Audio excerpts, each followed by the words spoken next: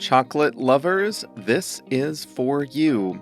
Here are 4 ways to make your favorite treat taste even better. Hi there, I'm Jeff, and this is Plain English lesson number 401. JR is the producer, and he has uploaded the lesson to plainenglish.com/401.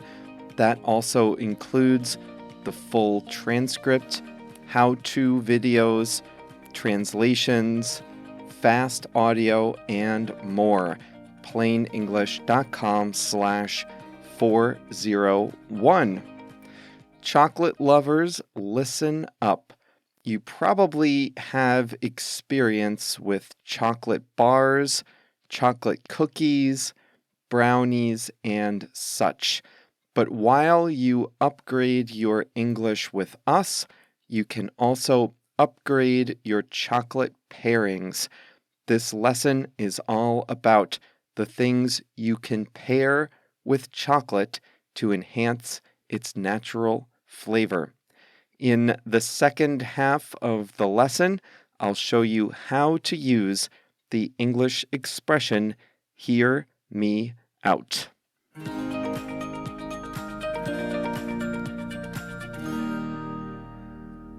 So let's get going. Here are 4 ways to enhance chocolate's flavor. Number 1, salt.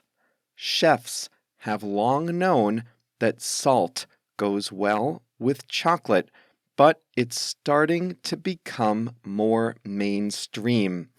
You can find specialty chocolate bars with sea salt mixed in, or baked goods with sea salt sprinkled on top. When paired with or mixed inside dark chocolate, salt brings out the sweetness and mutes the bitterness of the chocolate. It also enhances the aroma of the chocolate. But how much salt do you need, and what kind? Stay away from table salt.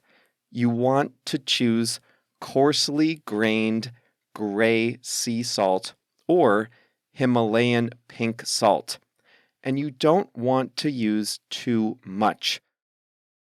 Chocolate should never taste salty. You should only use just enough salt to accomplish the objective, which is to enhance the flavor. Just a few grains of sea salt on top of a piece of dark chocolate is enough. Another great way to go about it is to sprinkle it on top of warm chocolate chip cookies. If you're feeling more adventurous, you can pair dark chocolate with other foods that are naturally salty. Pretzels are common, but bacon, hear me out, bacon is becoming increasingly popular. Chocolate-covered bacon should be refrigerated and eaten cold. The bitterness and sugar in the chocolate go well with the salt and the fat in the bacon. Don't knock it until you try it. Next up, chilies. Matching spicy chilies with chocolate is a tradition in Mexico and the American Southwest. The pairing brings out flavors in each food that might not be apparent individually. Both chilies and chocolate are tropical fruits from the same region, so they have some taste elements in common. It's best to use dried chilies ground into a powder. You can either grind them yourself or find ground chilies in the grocery store. Guajillo chilies, also known as New Mexico chilies, are bold and peppery. Ancho chilies are more moderate, And chipotle chilies add a smoky, sweet flavor to the chocolate. Chocolatiers mix spices into chocolate bars, so you can buy specialty chocolate bars with the chili flavor already added. You can also add some chili powder to baked goods like cakes, brownies, and chocolate frosting. Another option is to add the powder to hot chocolate. Number 3, coffee. Just as chocolate and chilies are related, so are chocolate and coffee beans. Like coffee beans, cocoa beans are fermented, dried, and roasted before they are consumed. Both are available on a spectrum of bitter and sweet flavors. If you'd like to pair coffee and chocolate, try to match the intensity of each. So you'll want to pair espresso with dark chocolate. If you're having a latte or cappuccino, pair it with milk chocolate. And finally, fruit. This one is obvious. We've all known about chocolate-covered strawberries, but there's a little more to the story. Dark chocolate is bitter, so you should balance the flavor with sweeter fruits. Strawberries, mango, pears, and bananas all go well with dark chocolate. White chocolate, however, has more milk and is less bitter naturally. Those go well with fruits that are tart. Try raspberries, blackberries, and oranges with white chocolate. And milk chocolate is in the middle. It goes well with almost any kind of fruit. If you haven't had it with coconut, put that on your list. And finally, if you're feeling a bit more adventurous, there's no reason to stop there. Depending on how brave you are, you might experiment with pairing chocolate with cheese, tequila, or even caviar.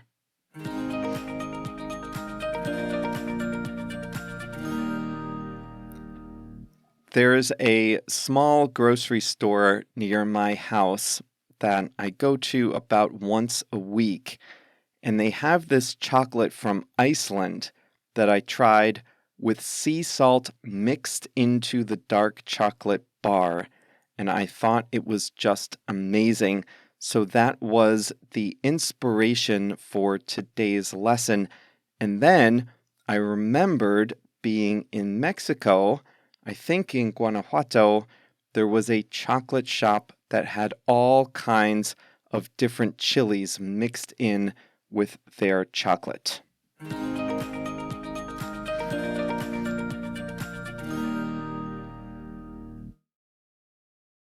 Today's expression is to hear someone out. To hear someone out is to listen to their point of view, even if you disagree with it. This expression is almost always used in the imperative. You're almost always saying to another person, hear me out.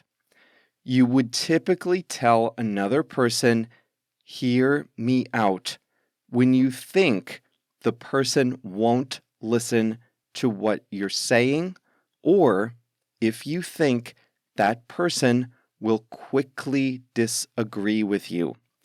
Do you remember hearing it earlier? I told you, hear me out. I was about to say something that I knew you might not find convincing. I was about to say that chocolate and bacon go well together. You should try chocolate-covered bacon. I knew I was going to say that. And I knew there would be some of you, you know who you are, who would not be convinced by this.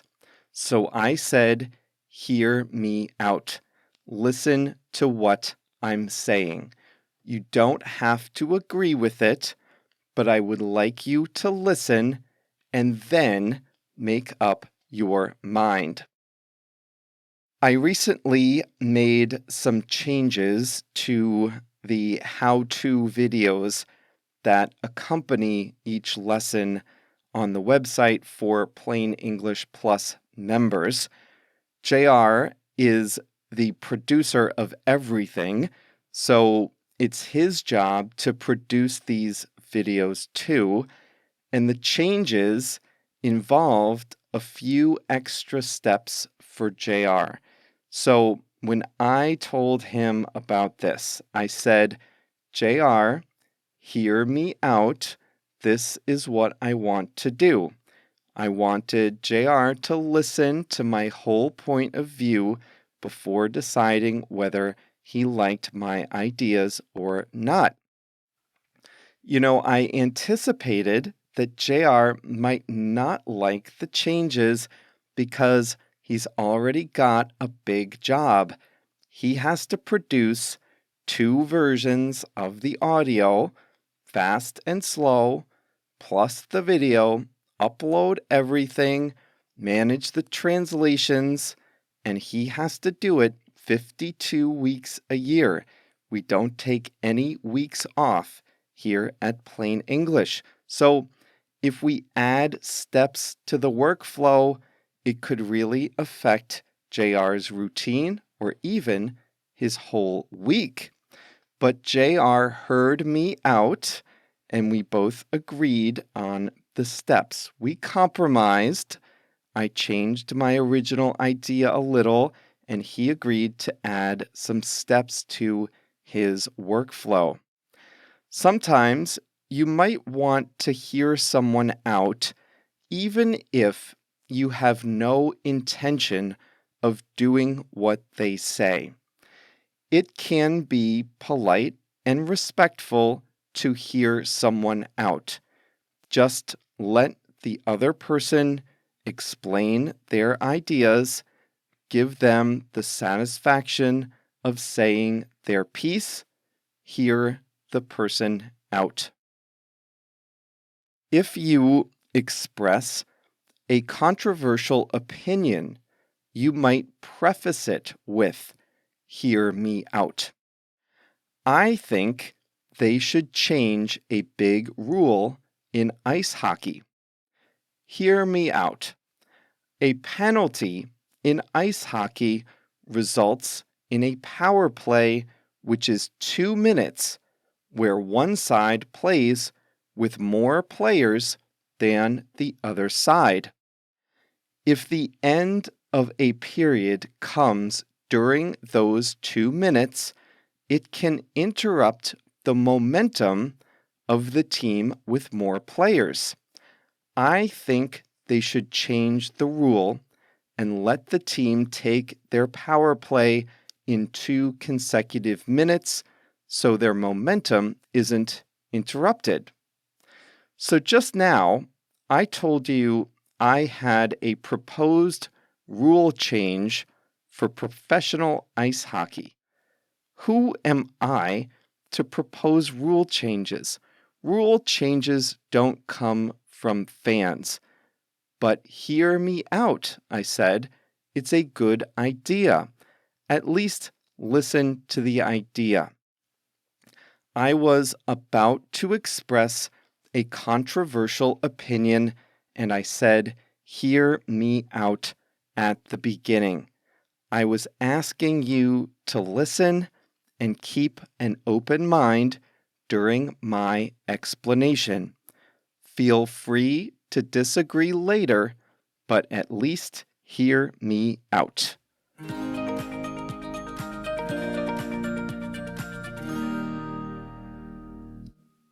Today's song of the week is Mannish Boy by Muddy Waters.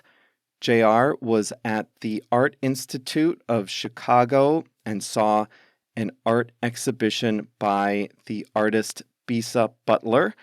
The exhibit showed vibrantly colored fabrics depicting Black life, whether ordinary or extraordinary, and each portrait came with a song to accompany it.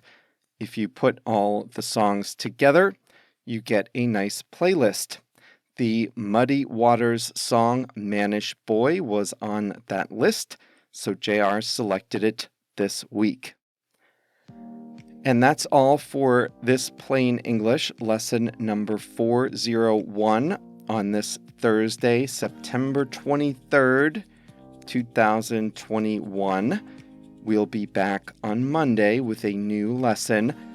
I don't know what we'll talk about on Monday, but on Thursday, we'll be ready to wish a happy 50th birthday to one of the most famous travel destinations in the world. And I bet a lot of you have been there. That's coming up next Thursday, so you have a week to guess what it is. Have a great weekend, and we'll see you back here on Monday.